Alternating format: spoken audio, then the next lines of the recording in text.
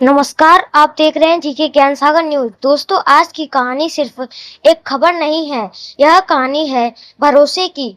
यह कहानी आपको अपनों पर विश्वास की और यह कहानी हमें सोचने पर मजबूर करती है कि आखिर इंसान के साथ इंसान ऐसा कैसे कर सकता है।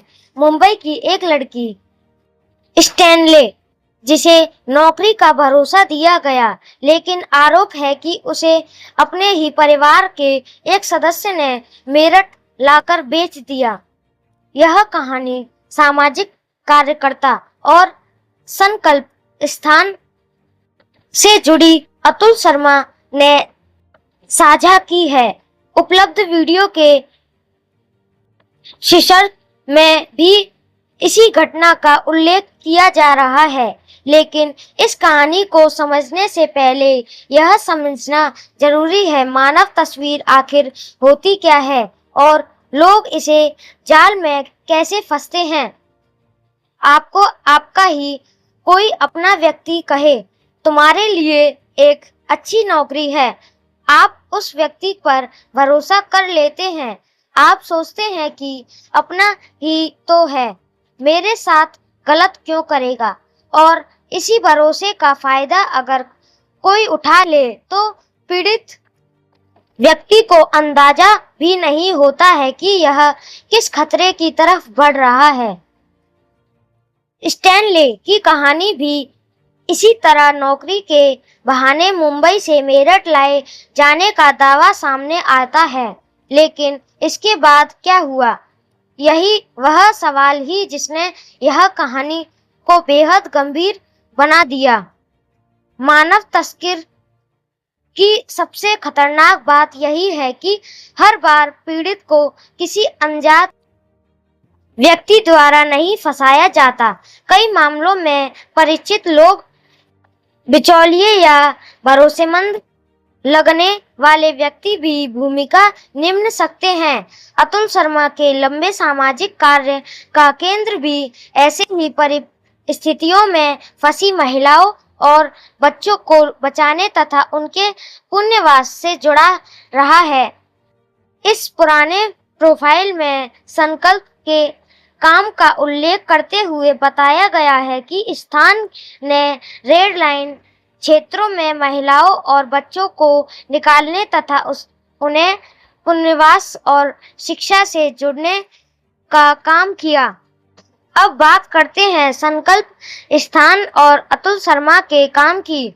उपलब्ध रिकॉर्ड के अनुसार संकल्प का काम मेरठ में महिलाओं और बच्चों की तस्करी तथा शोषण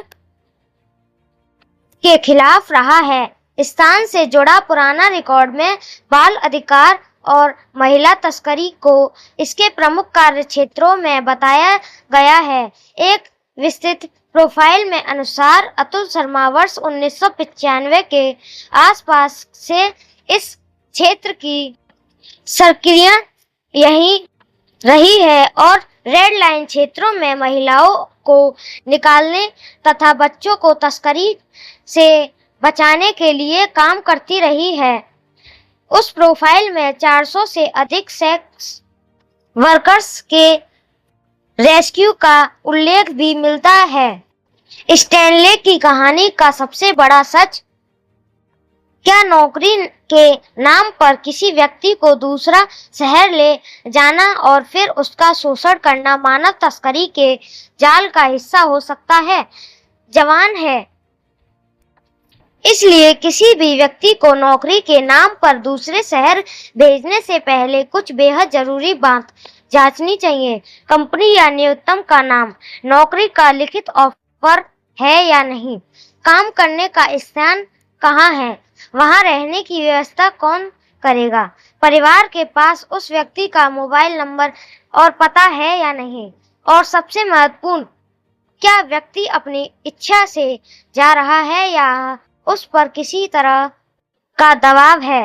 आज के समय में सोशल मीडिया और मोबाइल के कारण नौकरी के अवसर बढ़े हैं। किसी भी संदिग्ध परिस्थिति में तुरंत परिवार, भरोसेमंद व्यक्ति और संबंधित प्रशासनिक का कानूनी सहायता यथा से संपर्क करना चाहिए। अतुल शर्मा के काम से एक बात पर साफ दिखाई देता है, मानव तस्करी सिर्फ कानून व्यवस्था का विषय नहीं है। इस इंसान की जिंदगी, उसकी आजादी और उसके सामान का सवाल है। किसी पीड़ित व्यक्ति को केवल उसके अतीत से नहीं पहचानना चाहिए, उसे दोबारा सम्मान के साथ जीवन शुरू करने का अवसर मिलना चाहिए। दोस्तों, स्टैनले की कहानी सिर्फ मुंबई से मेरठ तक की कहानी नहीं है। यह कहानी हमें यह सोचने पर मजबूर करती है कि हमारे आसपास कितने लोग ऐसे हो सकते हैं जो मदद के इंतजार में हो। अगर किसी तरह व्यक्ति की जागरूकता से इस लड़की, एक बच्चा या एक महिला तस्करी के जाल में जाने से बच जाए तो हमारी यह जानकारी देना सार्थक है।